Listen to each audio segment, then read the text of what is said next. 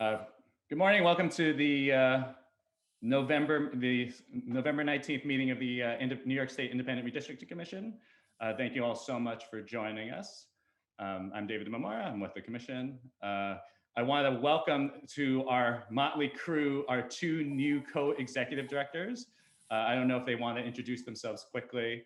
Karen, do you want to start with you? Sure. I'm Karen Blatt, formerly the co-executive director of LAT4, and I'm happy to be here. Great. I'm Doug Brakel, formerly Chief of Staff to Senator Amador. Happy to be here as well.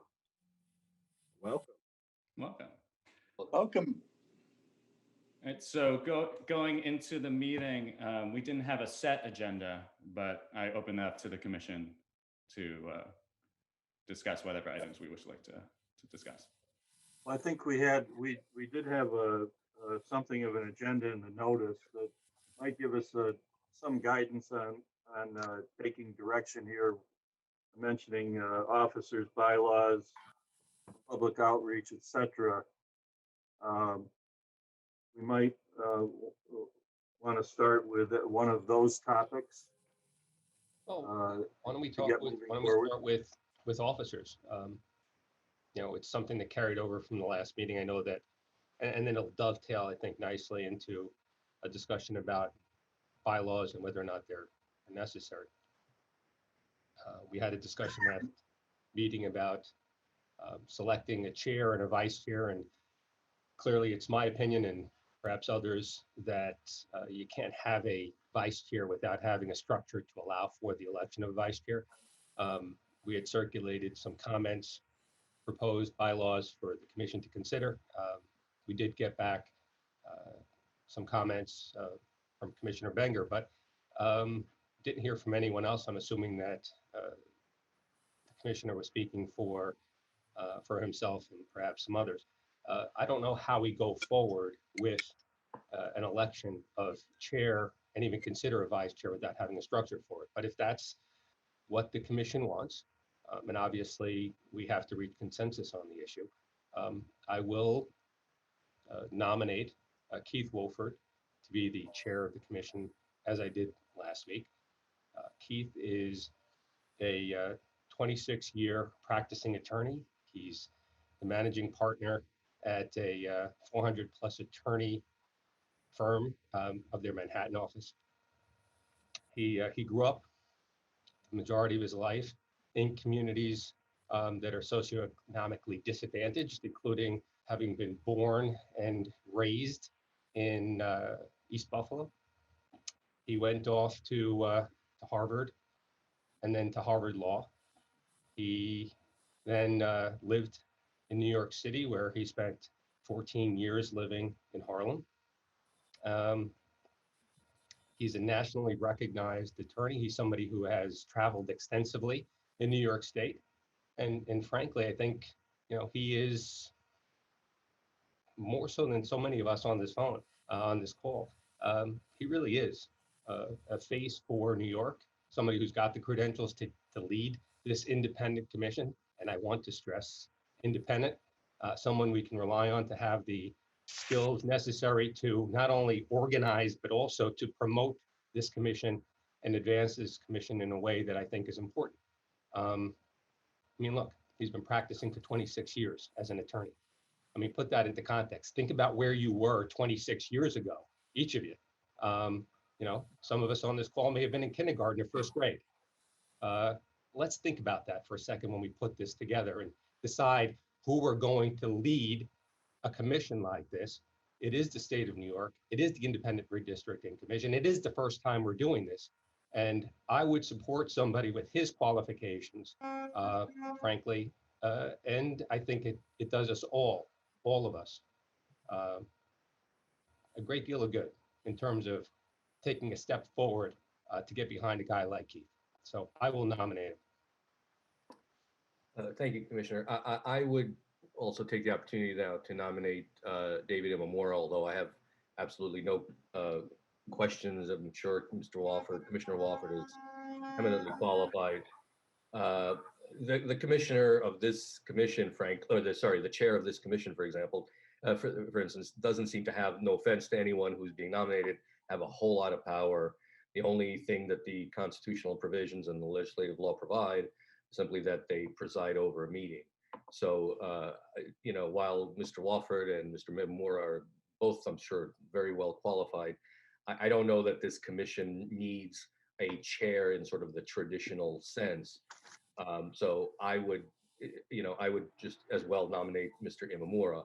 I don't know if we've discussed this, but you mentioned it. So I think we can certainly, as a commission, add the position of vice chair with or without any other structure. I'm not sure why it's necessary, since the Constitution and the statutory provisions just mention a chair. So we can certainly add a vice chair if that's what the commission wants, and have both Mr. Mimura and Mr. Wofford in those respective roles. One other option is we can rotate and chairs for each meeting, if that's something the commissioners would want to consider. So I appreciate all the great things that Ms. Wofford has done. I have no questions or qualms about that. I would still propose that Mr. Mimura be the chair, and I would at least open up for discussion the possibility of the commission's openness to establishing a vice chair position, or in the alternative, rotating chair from meeting to meeting. Commissioner, I appreciate that. I will differ with you on a couple of things, but on one of the points you made with regard to the power of the chair of this commission, I do think it's a powerful position. I do think the power to convene meetings is extraordinary. I think, or not convene meetings is extraordinary. I think the power to set an agenda and determine the agenda unilaterally, which is frankly what the amendment says, is extraordinary. And for a commission like this to move forward, there has to be consensus on that, or we all have to give our trust to an individual to actually keep that moving forward. Not only to convene the meetings, because there is no process that I see in the amendment whereby a meeting can be convened once a chair has been selected, absent the chair convening it. I don't see an opportunity where an item can be placed on an agenda without the chair having placing it on the agenda. So I differ from you. I don't think it's a ministerial act. I don't think it's more of a throwaway. So I would suggest, if that's how you feel, and if that's how others on this commission feel, then join me in supporting Commissioner Wofford for chair, and I'll be more than happy to, in turn, support Commissioner Imamura for vice chair, without a format, without bylaws, without anything in writing. That's what you're suggesting. Fine, but I'll support Commissioner Wofford and Commissioner Imamura for vice chair, and I guess we can reach consensus on that if you'd like. Well, I didn't see anything in the law that talks about unilaterally convening a meeting. I thought it only says presiding over a meeting. And frankly, over the last however many times we've met, the 10 of us, or before that, the 8 of us, have been able to agree on agendas, agree on dates and times. So again, we need 7 commissioners for a quorum. So a chair couldn't convene a meeting by him or herself in any event. They would need the sort of the consent of at least 7 other members. So I don't see any of those powers that you described in the law. Well, that's all. I see them there. And the chair, in my view, under the statute and under the Constitution, does not have any of those powers that you just mentioned. The only power set forth there is that he or she will preside over the meeting. And that to me seems like a very ministerial function. No offense again. No, it's fine. I mean, the document speaks for itself. The words are there. Just a question of reading it. I'd like to weigh in, if I may, as Commissioner Brady. It's on the 2 issues. The one is, full-throated support to Commissioner Wofford based on his qualifications. With, of course, Commissioner Imamura. It's no slight against you. I think you'd be wonderful as vice chair as well. I think one of the main things we're looking at is not only the independence of the commission, but of best practices. And other commissions have bylaws, And to have 7 people get together to figure out whether you're going to have a meeting, kind of leads to perhaps overstating the theater of the absurd, but gridlock and not getting things done. There needs to be best practices, and I'm not sure why anyone would actually vote against best practices. I think we should endeavor to present ourselves as independent and practicing the best practices, especially since this is the first time this is being done, and our best foot should be put forward, and we should try to move ahead and make some progress since time is fleeting, so to speak. Thank you for your time. Sorry, Mr. Flatt, I want to correct myself. Commissioner Martins, it does say convene and preside. I apologize for saying it doesn't.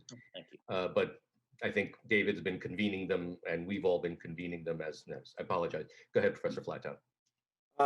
Commissioner Flattow here. I agree, Commissioner Brady, with the concept of best practices. That includes a regularly scheduled meetings and public notice. And that's something that's on our agenda to follow through on, creating a timeline, regular meetings and public notice of those meetings so the public can participate as well.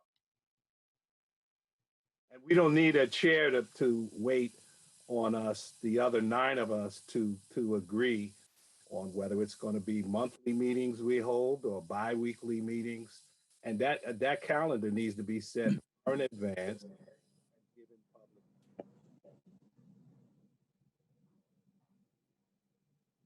I Commissioner couldn't Flattow, hear I'm having the difficulty hearing you. Yeah, I couldn't hear the last of your remarks, Professor, but Commissioner Nesbitt, I think the approach by Commissioner Banger is interesting, and that seems to be minimizing the importance of the position of chairman in order to justify taking a candidate that is less qualified than Keith Wolford, who is clearly the most qualified candidate to be leader of our commission. And while others have mentioned that this is the first time, it is indeed precedential. I think that all of our efforts should be aimed at the most excellent outcome. And we start that by getting organized and finding the best leadership that we have available to us, wherever it comes from. And in this particular case, I don't think there's a question about qualification. I'm personally honored to be serving with Keith. So to keep focused on the position of chairman and not get into the weeds on some other issues here, I think that we should continue forward here and complete the selection of Keith as chairman.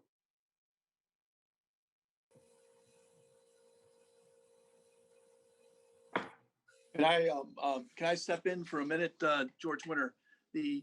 I want to echo Charlie's remarks, but more importantly, I'm a little mystified as to why there is a difficulty with respect to establishing a vice chair that would have equal powers with the chair as far as convening and presiding over a meeting.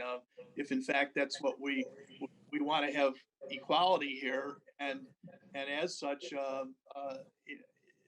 the proposal that's being put forth with regard to establishing a chair and a vice chair is in furtherance of that goal of equality and orderly operation of our activities.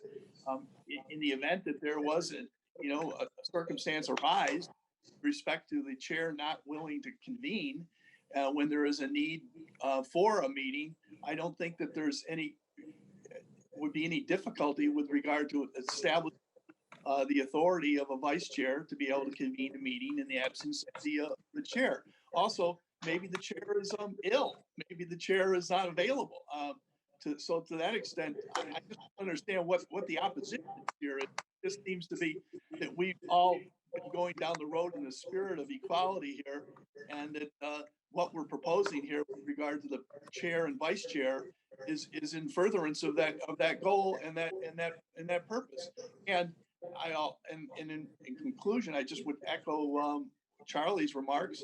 And in all due respect to David, he is an outstanding face for this particular commission, and would preside over it with dignity, and would also be a great spokesperson for it in the public, and instill some confidence in the public that we are doing the people's business with respect to establishing our goals. So to that extent, I just am, I'm startled that there's any opposition to moving forward to create these positions and establishing the vice chair in a set of bylaws that is necessary in order to ensure the authority to act. So to that extent, I just am disappointed that this isn't just going through like without opposition. It just is, to me, is there's no justification for opposing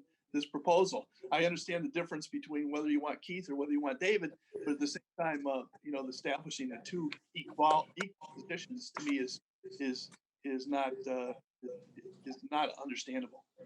I'm not sure who said they're opposed to the vice chair, establishing a vice chair position. No, Gene, I wasn't saying you're opposed to it. I said, I don't know why you're opposed to putting it in a bylaw whereby the powers are firmly established. Because the powers are firmly established to the extent that they're established by the Constitution and by the legislative law, and those powers are fairly minimal. And I don't see, given that sort of ministerial role for the chair, I'm not sure why you need to over formalize it with additional bylaws. We'll have something else to refer to. We'll have something else that could go wrong. As I said, I think I would certainly propose having a vice chair, creating a vice chair position, or having, if you are concerned about independence, we'll have a rotating commissioner. Everyone will get a chance. I think the people will be confident in our work when we actually start doing it and showing them that we're doing work, rather than having a spokesman out there telling them that we're wonderful. So, that's my view. Well, part of our. Go ahead, George. Yeah, you're a good lawyer, and I respect your position. But what is wrong with establishing in a couple of sentences the authority of the vice chair to act? As you correctly point out, the Constitution and statute does not identify the authority or the appointment of a vice chair. So therefore, it follows that we need to have some type of authority in order for that vice chair to be able to perform his or her duties. So to that extent, it's a couple of sentences. It's not anything that's complicated. And right, and I think we can be prepared with a resolution to establish the vice chair in writing, the couple of sentences you're talking about, to say that if the chair is unavailable, the vice chair will convene and preside. I think we can agree to that. It's got to say more than that, Commissioner.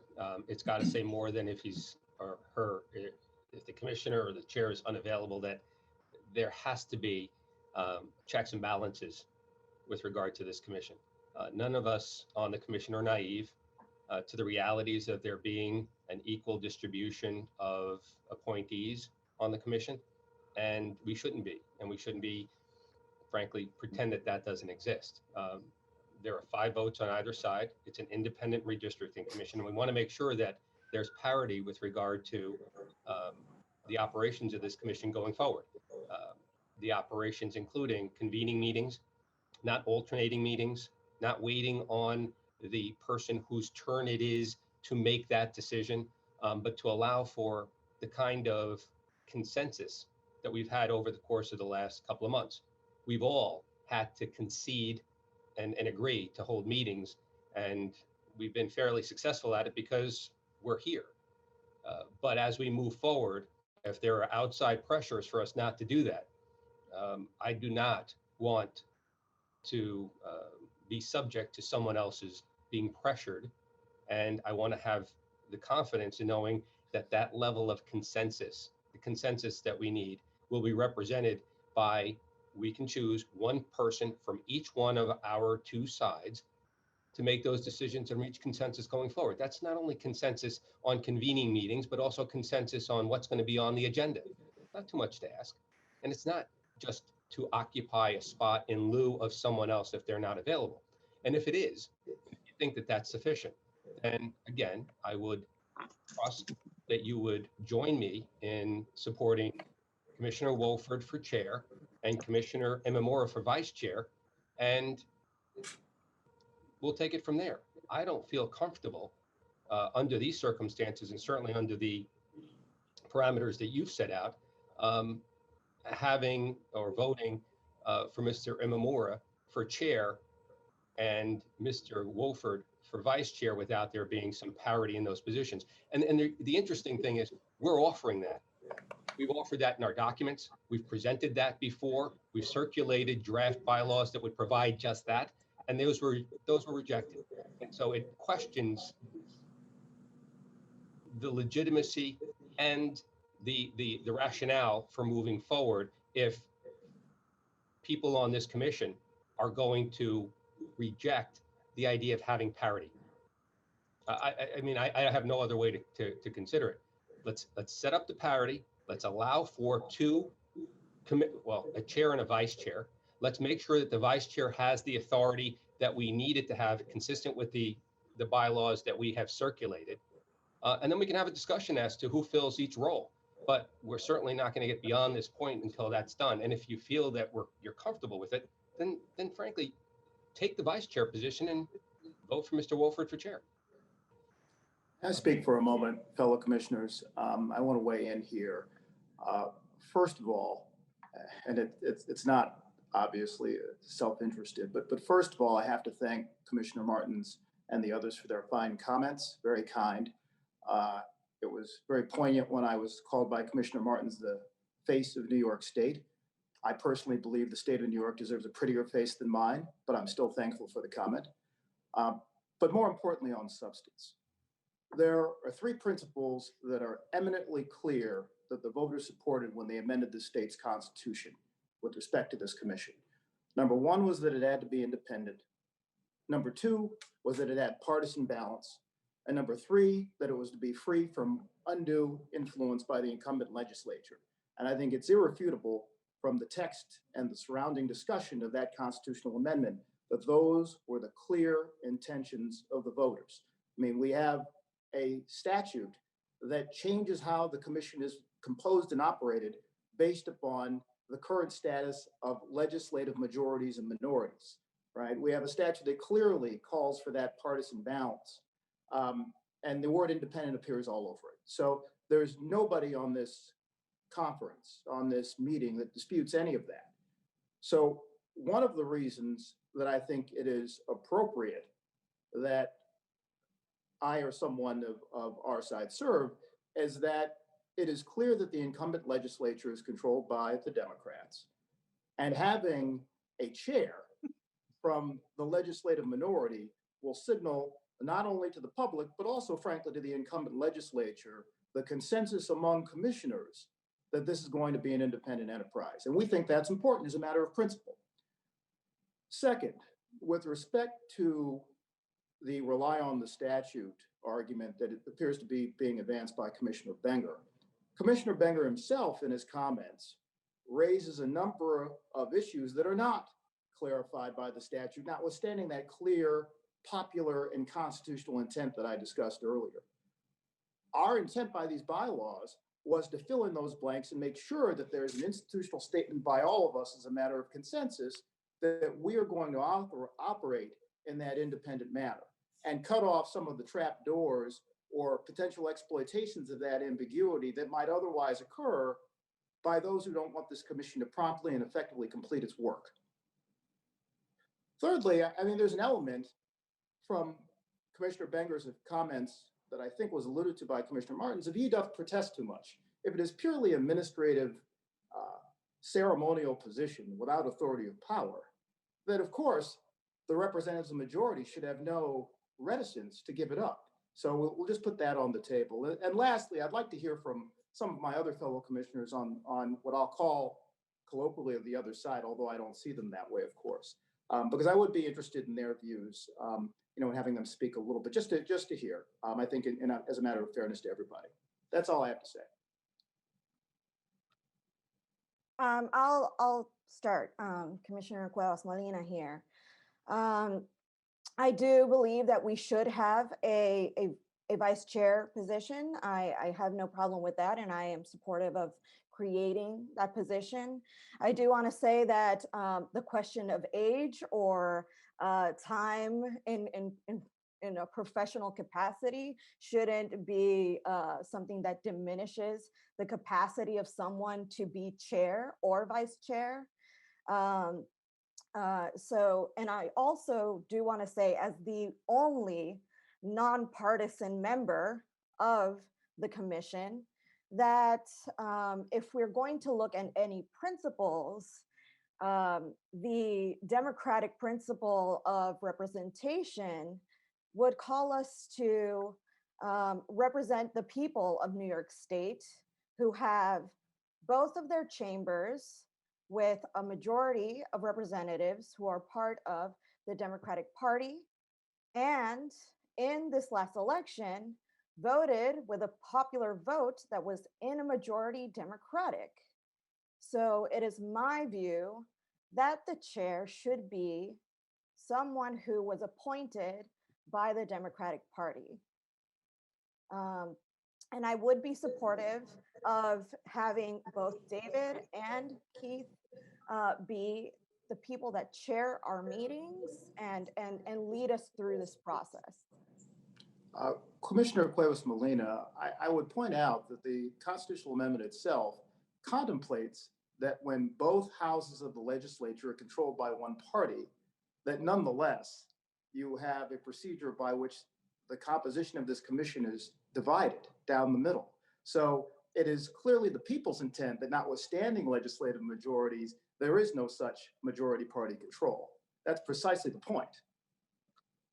Now, there is no majority party control within the commission, but I think that in essence, our purpose, the work that we are doing, is with the purpose of giving the people of New York State representation, and that we should take the political views of our constituents into account.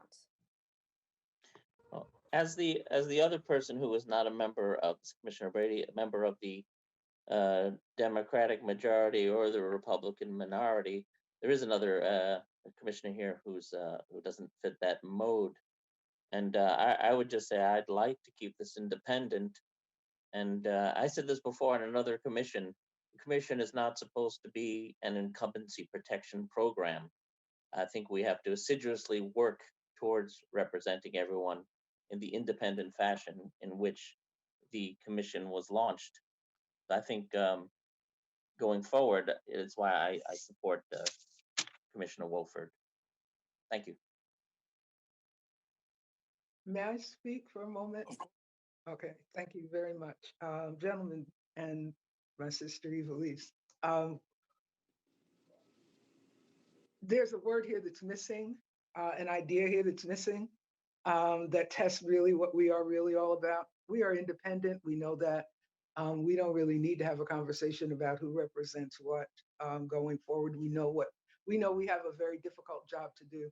I think the biggest difficulty we're going to have is establishing credibility with the very people that we are trying very hard to work with, for, and on whose behalf we're trying to draw these lines. And I think that credibility is advanced here by using a different word, simply using a different word and a different construction for how we work together, and that is consensus. It is one of the reasons why I objected so strongly to the use of bylaws, because bylaws are a signal to people that these grown-ups here with all this experience, oh my God, in dog years, we're like a pack of dogs. We have all this experience and seem to be unable to come to consensus on a word. How about using co-chairs as opposed to vice chairs? Co-chairs suggest equanimity, balance, the ability to do something that I look forward to being able to do once we actually get to work, and that is work together. But I really, with all due respect to everybody's history here, and we do not want to go where were you 26 years ago? You really don't want to go there, okay? That will not be a consensus building activity. But I know where I was 26 years ago. I know why I was there. And my hope for this group is that we could step over all this garbage and get into the co-work space of trying to get people who are not our age. Our challenge, quite frankly, is that we old. There are a couple people on this group who represent the electorate that we need to get engaged. Ironically, it is David and Evelise. So I would suggest, hope, pray that you would consider the word co-chair, that our co-chairs be Commissioner Wofford, Commissioner Imamura, and that we can then get onto the work of this independent commission. Okay, and that is my ask, because we are wasting time here. We have a tremendous amount of work to do. Please consider co-chair. That's the brand, and then let's get to work.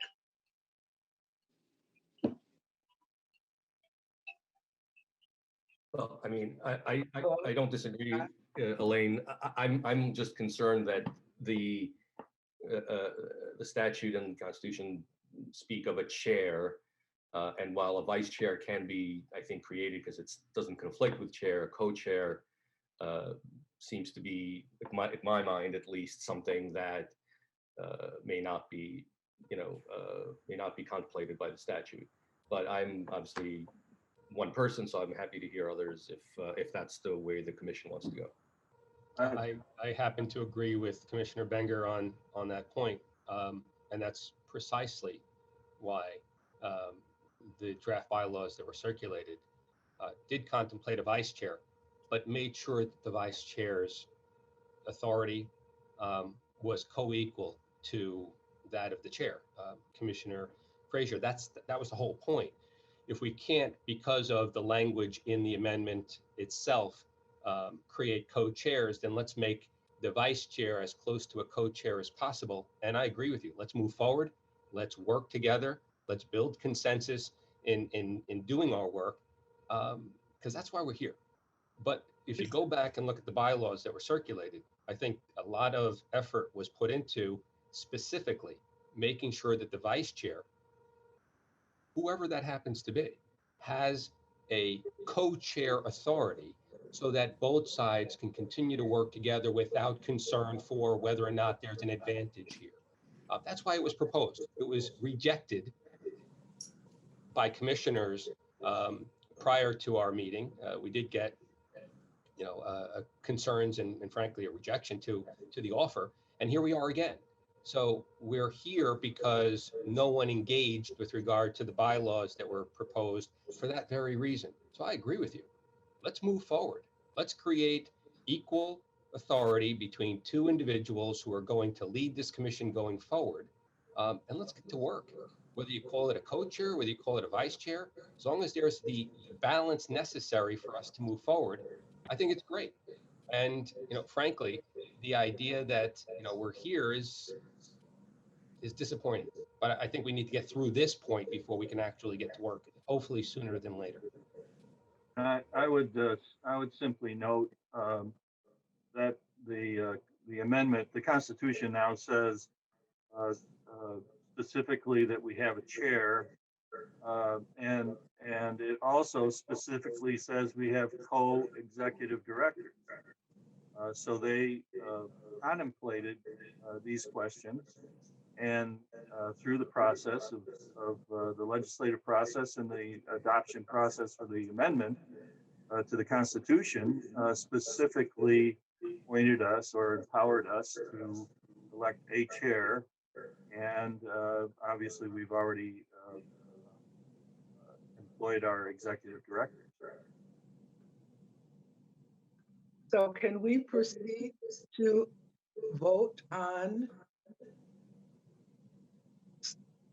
the chair and vice chair today and then get to work on everything else? I think we need to create the vice chair Right. position first. Yeah, we need to create a vice chair position. So, I mean, Mr. Martins, Commissioner Martins, you were the first one to nominate. I don't want to take over. Do you want to keep the nomination for Mr. Wofford as chair? Or do you want to perhaps allow me to make a motion to add the position of vice chair?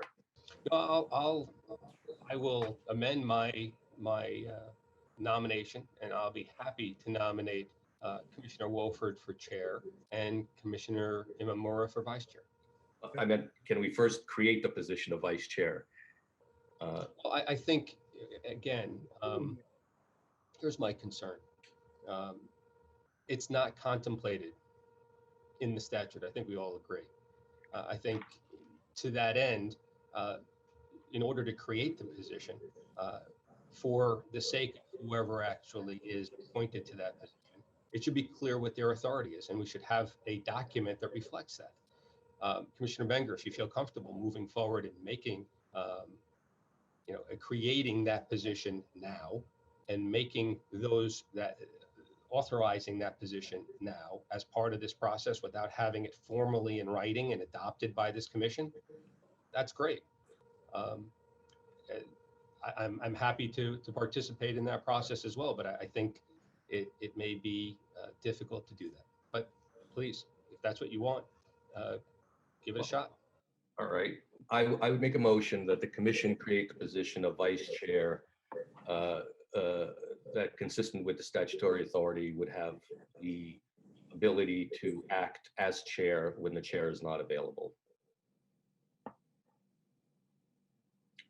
That's my motion. I don't know if anyone wants to second it. Do we have a I'll second? second. Yeah.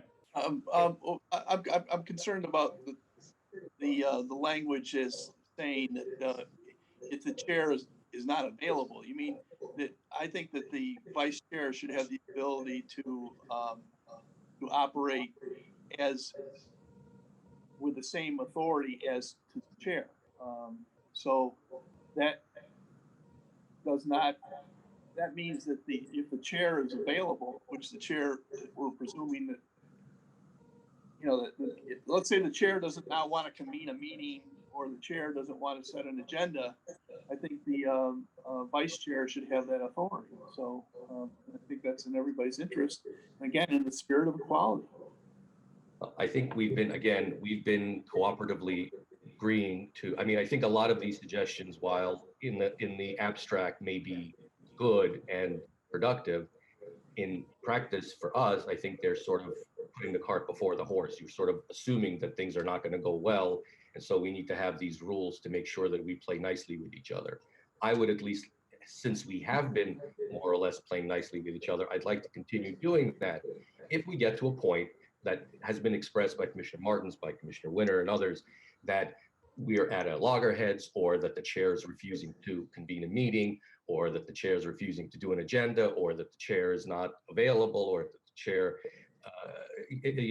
doesn't want to put this item but that item, I think we can then, and if those kinds of difficulties, A, arise, and B, those difficulties prevent us from actually doing any work, I think we can certainly revisit this question. But at this point, since we're one commission, we have a finite existence. We have one very big task, but it is one task. We're not doing anything else. We're not going to be out there, passing bills or considering. We're going to be hearing from the public and working with our executive directors and staff to put together maps, redistricting maps. I think that is a sufficiently discrete assignment and a sufficiently discrete object for us that we don't need all of the extra formalities that some of you have been talking about. Nevertheless, to try to move this along, my motion is to create the position of vice chair that will act in case the chair is unavailable. I would like to call a vote for that. All those in favor, aye. I would like to, hold on. I think there's an opportunity for people to actually speak on the proposal before it's voted on. All right, we're done. Go ahead. All right, so I appreciate the theme music in the background. That's good. So look, you have created or put forward a proposal that asserts that there needs to be some sort of showing of bad faith, difficulty, intransigence or disagreement before we have a structure that creates institutionalized balance. I personally believe that that should not be necessary to demonstrate. Inevitably, there are going to be disagreements, and I don't think that it should be incumbent on commissioners to assert that other commissioners are acting in bad faith, are gumming up the works, putting sand in the machine in order to have a structure that is on its face balanced. And so while I appreciate your sentiment that we worked together well in the past, I will certainly note a week ago, we said that as a way of avoiding a debate about chair and vice chair, we would attempt to put bylaws in place. And in the intervening week, that's fallen by the wayside. In the past, it has taken us countless minutes and I won't say hours to talk about the timing of meetings. So while I appreciate the positive sentiments of all involved, I still maintain that we need to have bylaws that establish a broader structure, fills in the blanks, and forestalls having to have these sort of procedural debates in the future. I think it's a way of saving us time rather than spending time. I agree. I go back to Commissioner Frazier's comments about co-chairs and moving forward. And let's stop with this. Let's move forward. Let's create the institutional parity that I think we need to move forward. Let's create that precedential value in this commission so that there is parity and there is, checks and balances when it comes to doing our work. Commissioner Frazier, I think you said it very well. Both chairs, co-chairs should have the ability to do that. And to the extent that there isn't a mechanism to create a co-chair, then that vice chair in lieu of that co-chair should have that same ability.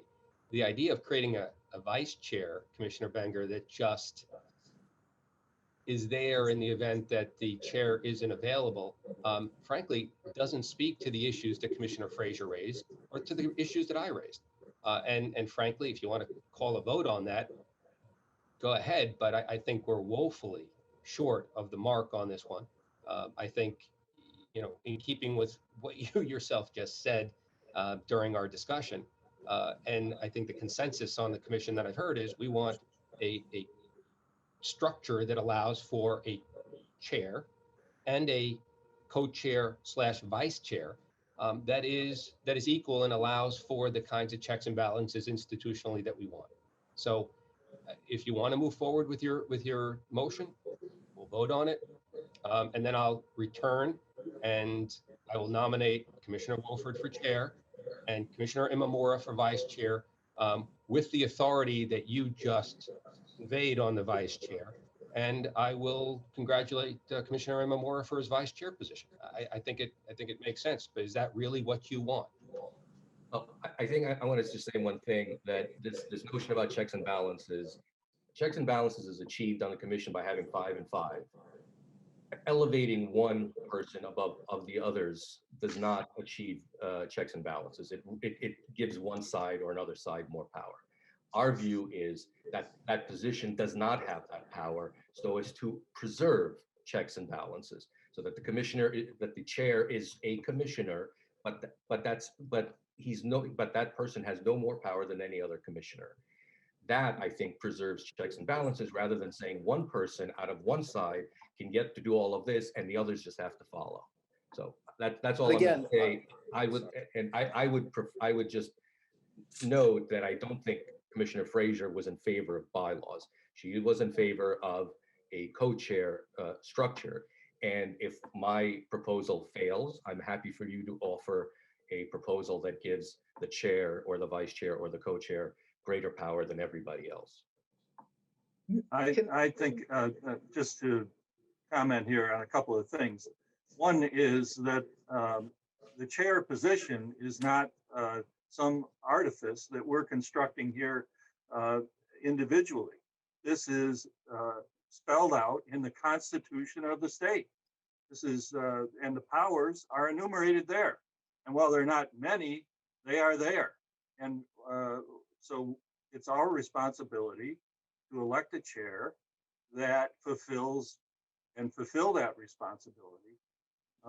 We are, in the sense of fairness, offering up the idea of the vice chair as a way to reflect and represent the differing views that exist here, differing appointing authority. On the other hand, additionally, I find it interesting and instructive that you speak against the bylaws and then enumerate all the instances that that might be solved by the simple act of adopting bylaws. I'm mystified at the logic. So I didn't say that. I didn't just say that. Sorry. just to say, I'm sorry, sir. Just to say that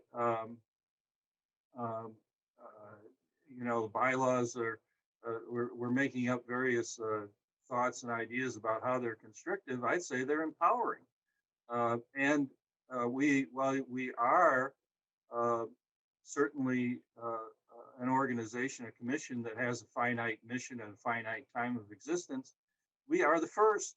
We're establishing precedents. We are, as you know, establishing important procedures and actions that will be looked at by every redistricting commission that follows us. So I think it's very important that we move forward electing the chair and that we adopt the bylaws that allow for and empower a vice chair. If I may, I'm sorry, John, were you raising your hand? Yes, just to those bylaws, they not only, the draft that was shared, not only spoke to the power of the chair, but also spoke to power and authority of the co-executive directors. And in my opinion, staff was over-empowered in that draft at the expense of the commissioners. We are 10 commissioners, and I've never read a document where staff was given the level of authority defined in that draft at the expense of the commissioners. So that's one other observation that and a problem I have with that draft that was sent to us. Well, Commissioner Flateau, the language with regard to the co-executive directors, and I didn't draft the proposed bylaws, but I would welcome, or at least encourage you to go and look at the actual statute and the language in the bylaws, and the language in the bylaws actually mirrors the language that's in the statute. It doesn't convey any more authority to the co-executive directors. It actually, the language is, if it's not verbatim, it's pretty consistent. So I would suggest that if you have an issue with the language in the bylaws as it pertains to the co-executive directors, you go back and compare it with the language in the statute itself, and you'll see it's probably almost verbatim. Almost, but not. No, it is. Commissioners, may I speak? I want to thank everyone for weighing in on this. I think it's clear that we are split as a commission on the question of bylaws. And I think that we should, as Elaine said, go to the work that the voters of New York asked us to do rather than being mired in procedural quagmire. So Karen Blatt had circulated a list of tasks to discuss on this at this meeting. And I would propose, given the lack of agreement here, that we table that, the discussion of bylaws and officers, and go to the actual work that the commission needs to do. Fine with me. I would like to have a vote on my nomination of Keith Wolford for chair and for David Imamura for vice chair. I would like to have at least a vote on that, so we see where the commissioners are on that issue, rather than moving forward. If Commissioner Banger wants a vote on the creation of the vice chair position first, I have no objection, but we shouldn't just go through a dialogue and then move forward without having a vote.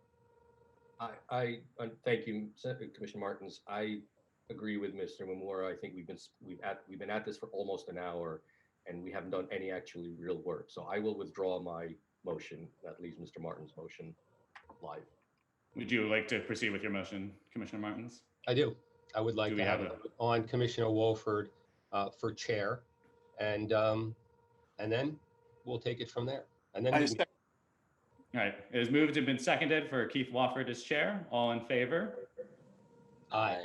Aye. Aye. We have 5. All opposed. So it splits 5-5. All right. Thank you. All right. Moving forward, moving to the agenda that Karen has put together. So I think the most critical question that faces the commission is the question of gathering public input. And I think that that is something that we are frankly behind on. And I think that we need to proceed on that. Other commissions throughout the country have used websites to solicit input. I think right now with the COVID epidemic, that is kind of the only possible path we can take, at least at the moment. Karen, I don't know if you want to speak to what you've been doing right now, thus far, in terms of a website.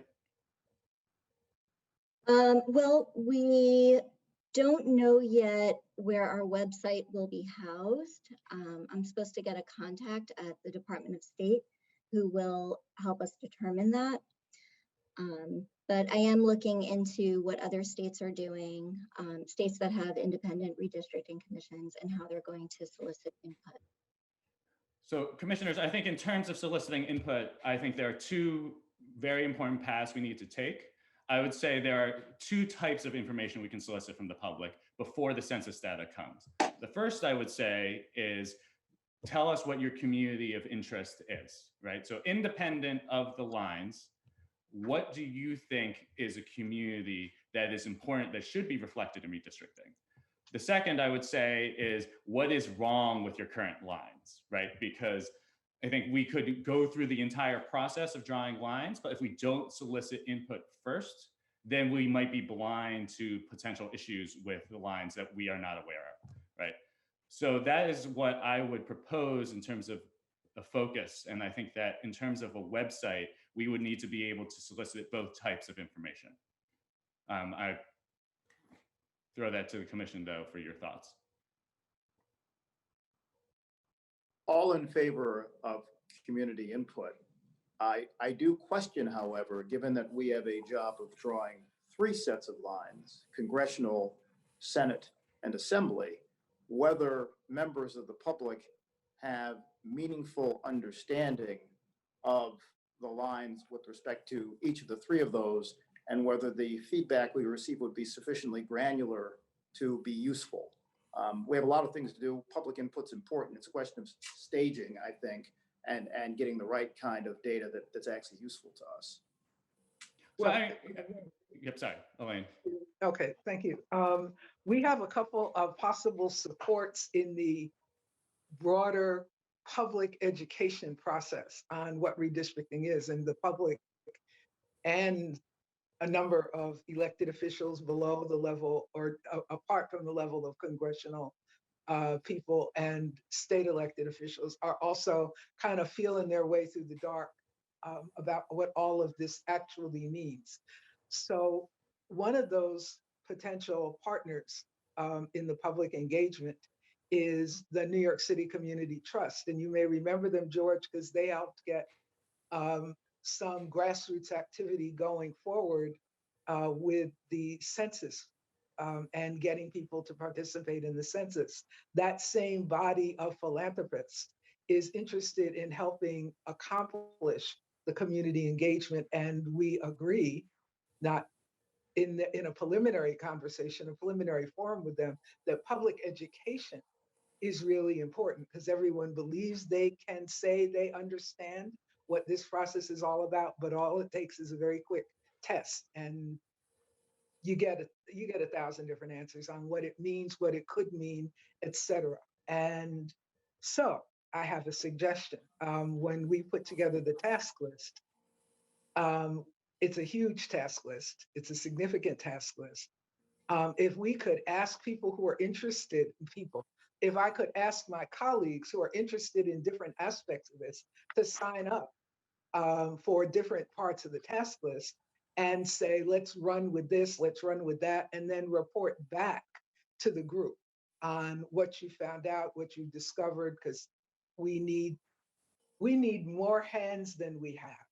We are not going to have any more answers on money that than we currently have right now. And I don't think that this Department of State or anybody else in the executive branch is running as hard as we are to get those answers. So in the spirit of independence, why don't we go get our own answers and make our way?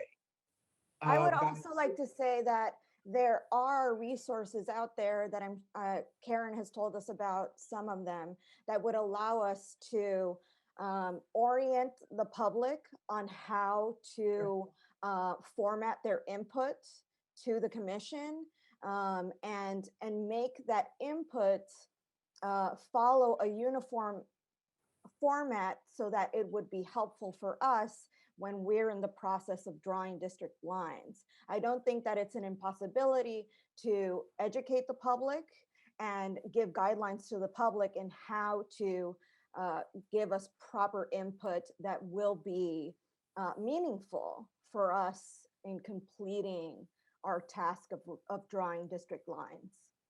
And not for nothing, there are groups waiting in the wings for their opportunity to provide assistance, help, guidance.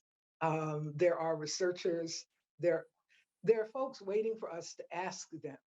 So we need to assign ourselves the task of getting out actually beyond our staff right now, because Karen, I would argue, is very, very tasked. And let's get out there and let's do what we were put in place to do, or at least do why we said yes. I said yes for public engagement. So let's go out there and begin to work on the reasons why we said yes to this thing, because it's huge and it's growing. It is not, we're waiting for the Census Bureau, but there are other people who have census type data who need to be asked by this body or members of this body to contribute. So if we can set aside our procedural discourse for a moment and pursue the task at the same time, then maybe we can find a way over our procedural obstructions to get to the real work. And then the procedural stuff will work itself through. I agree with Commissioner Frazier. I think there's an opportunity for us to move forward. I think, though, that we do have co-executive directors for a reason. Let's task them with not just putting a list together, but with bringing us recommendations. There are, Commissioner Frazier, I agree with you, there are plenty of groups out there that are waiting in the wings to help, to participate. I think we have to be careful as to who we allow into that process, because there are people who obviously have, and groups out there that have agendas that are not necessarily independent and are maybe perceived as being self-serving, but that's fine as long as we understand where they're coming from. And so, yeah, let's move forward. I think we have Doug and Karen as co-executive directors. They've had all of a week under their belt at this point. They certainly can go out there and identify those groups that are in a position to help, and they should be able to identify them, come back to us, and advise us and recommend to us next steps with regard to the groups that we should be and not be receiving advice from. They should reach consensus on that as well. That's why we have co-executive directors, so that they can do that, not one side providing a list and the other one responding to it in real time. Let's allow our co-executive directors to do their task, which is to vet this information, bring it back to us. And I'm all for public engagement well in advance of our state tour that we're going to do in the summer, where we're going to hit over a dozen locations statewide and have hearings and require input on the maps themselves. But if we want information in advance, let's figure out who those people are. Let's figure out who those organizations are. Let's figure out whether or not there's consensus between our co-executive directors as to the validity of the information, so that we do not have information that is skewed to someone else's agenda. And I agree with you. Let's move forward. I'm So going is to the- take the- a pass Sorry. on replying and responding and reacting. And I'm simply going to ask if we are all independent, we were all appointed independent of each other. We need to figure out how we're going to work together. But right now, we need to begin to embrace some of these tasks and begin to go forward and help in the formulation of our strategy. Because no one is going to remember, quite frankly, I love you, Karen, the name of the executive directors. They will, on the other hand, remember what we did because we were the public appointees. So that independent word is very important to me. And I am prepared, I hope you all are, to find a path forward together. And that's Elaine over now. So I think I agree with the full commission in terms of approaching organizations. I think it would be great if our co-executive directors could reach an agreement on what kind of entities to approach.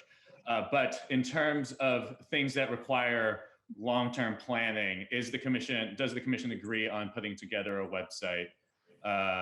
And with I would propose trying to have the website live and open for public input by mid-January. I think that would be a good goal. Would the commission agree to that? Yes. Yeah. Yes. Yes. Sure. Yes. Okay.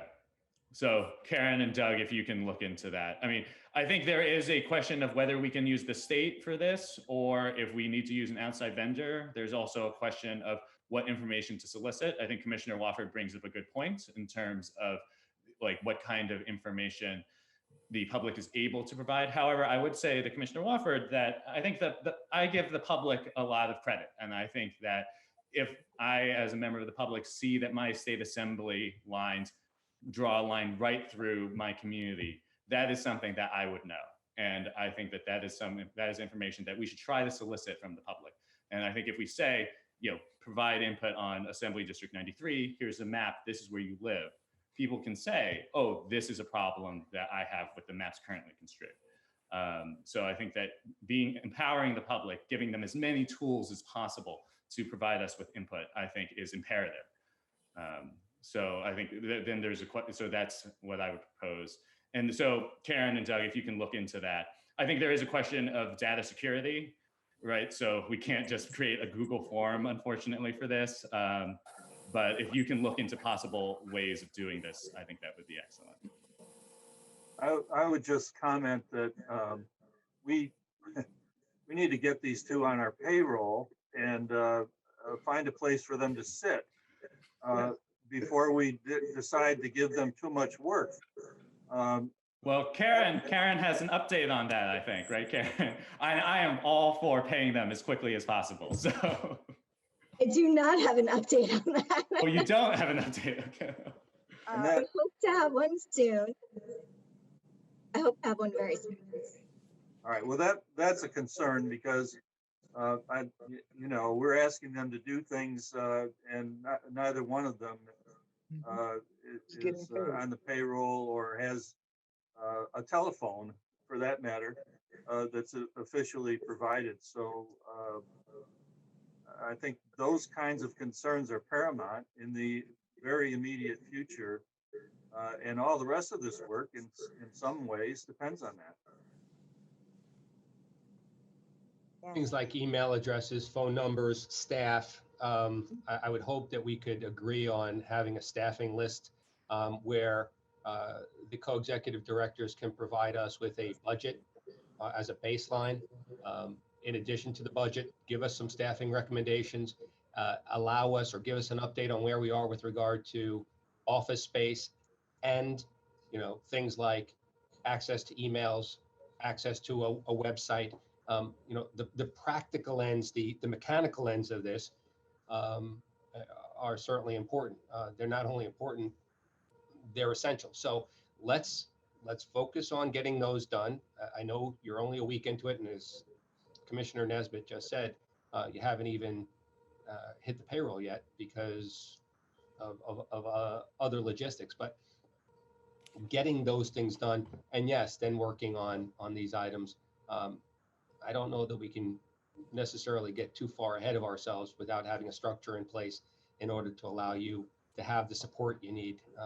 Both Doug and Karen, I would like to see a budget. I would like to see staffing recommendations. I would like to see an update on space, the essentials, so that we can move forward quickly.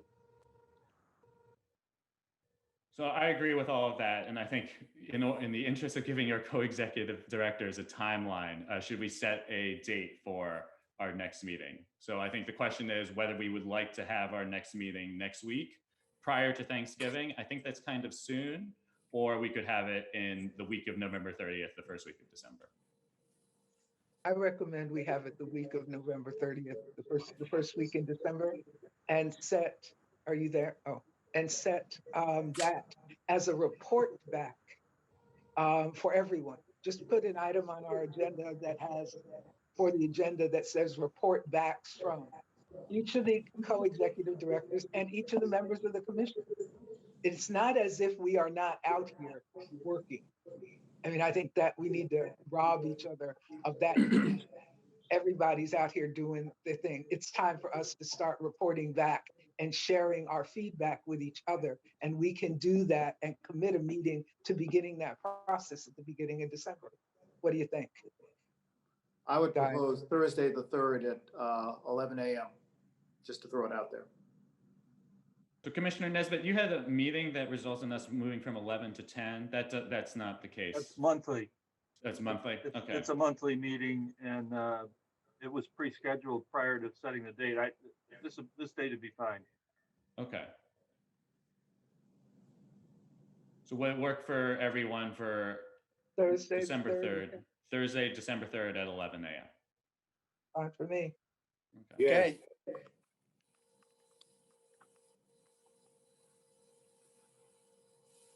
Okay, we're good. All right. And just so we're clear, the hope is by 3rd that we'll have enough from our co-executive directors as to a site, office, budget, staffing recommendations, and then we can take it from there. I guess this task sheet can also be reviewed in the context, but I would hope that those items are checked off first, so we have the structure that allows you then the ability to go out and address some of these tasks as well. Yes, those items as well as a website, because I think that will be very time consuming. So I think we need to get going on that. But yes, I agree. Okay. I move to Any adjourn. other? What does the executive budget do? And do we want our executive directors to prepare a request or some baseline to dialogue with the governor with respect to our thoughts on what we would like in a potential executive budget request? I believe that's in January, and I'm afraid if we get into December without giving some direction to our executive directors, we might be a little behind the 8 ball. I just open up for discussion. Actually, Commissioner, the time to do that base budget into the executive branch is now, because he has to submit it to the legislature by January. We do not want to get caught in the aftermath of the 30-day amendment process when we are going down, some would argue, an incredible sinkhole in New York State's revenue. So if we can do that, I think you all agree, right? If we can get those numbers together sooner than later and find a path into the executive process, they're at work now, and we need to get that in there now. So if we can put together brain dump things that you want in that base budget, then I might actually be able to help Karen and Doug put together a proposal for us, get it back to you, and get it in before the governor's submission. How about that? Will I have made my telephone? Okay. Do I get my computer link if I can help accomplish that? Yeah, Karen, Doug? Important work. Absolutely. Okay, I'll do it. It's what I used to do 26 years ago. So I can do this. Me too. Okay, yeah, right, that's right. Back to vote. Isn't that where we met? Yes. We can do this, okay? But with all due Good for you. respect, guys, okay? Can we move away from the procedural table for a second? Will you please brain dump your wishes and desires into an email so that Karen, Doug, and I are working with your real communication? Because that's what a base budget discussion is gonna take. We don't have, okay, so it would help. Just brain dump. We have each other's emails. Brain dump your deepest wish and desire and what you think will facilitate the work into an email. We'll put the budget thing together and get it back to you sooner than later. The proposal back to you sooner than later. Is that fair? Is that a reasonable request? Sure. Yeah. Absolutely. Thank you. Absolutely. Just Right, to Commissioners. Sorry. clarify, so actually we're talking about two budgets. One with the money on the table right now that's going to run out on March 31 of next year. And we need to prepare next fiscal year's entire year's next 12-month budget. John, We need to work with both of those. John, we're always working on 3 years at a time in New York State when we do budget. So no worries. We got to do the brain dump of what we need, and then we'll deal with the spending plan proposal for it, which will include the prior year's money or current year's money and a proposal for next year. Okay. Please focus on what we are going to need to do this thing, which is bigger than a bread box. And then we'll work out of what share. Okay? And anybody who's got a direct path, gentlemen, with all due respect, if you can get us a direct path to the state's budget, use your contacts and relations to tell them, oh, by the way, you've got a proposal coming. We hope and encourage you to be positive in your reception of it and available for a discussion about it. Because their budget is starting to shut down and because they're under siege. So don't be surprised if you get a phone call or an email that says, we need your contacts here, here, and here to get this moving and get it to be where it needs to be seen. The budget director knows we're working. Yes, he does. So it's not DOB. Perhaps once Douglas and Karen, and obviously with Commissioner Frazier participating, once you have a sense of what that budget number is going to look like for 2021, let us know as well so we can do what we can. Yes, and nudge it becomes the campaign. Once the numbers are out there, it becomes our campaign. This will be an interesting one to run, but yeah, no problem. We'll get back to you in December. That meeting in December will be the feedback date, as long as you guys say what you really need and want to do this work. Okay? Make sense? All right, Commissioners, is there anything else we would like to discuss at this meeting? I think, especially anything that has long time horizons, I think that we should put on Doug and Karen's agenda. All right, well, I would move to adjourn this meeting. Do I have a second? Second. Second. All right, all in favor? Aye. All right, well, thank you, Commissioners, and thank you to the public that was on the call for an hour and 20 minutes. So we appreciate everyone's time. Thanks, everyone. Happy Thanksgiving to everyone. Happy Happy Thanksgiving. Happy Thanksgiving.